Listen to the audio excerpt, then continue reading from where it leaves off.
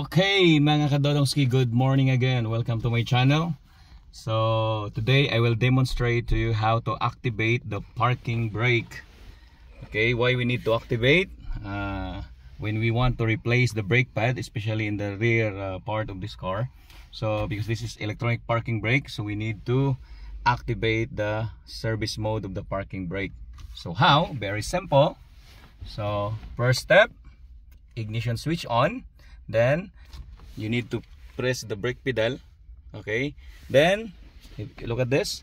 So this is the parking brake switch, so we need to pull it up 3 times, 1 2 3, and down 1 2 3 in 6 seconds. And then you can see here there is a blinking light of the brake parking indicator, and then meaning your activation is okay now. So let's do it. Okay, so first step, ignition on. Okay, then press the pedal, then 1 2 3, 1 2 3.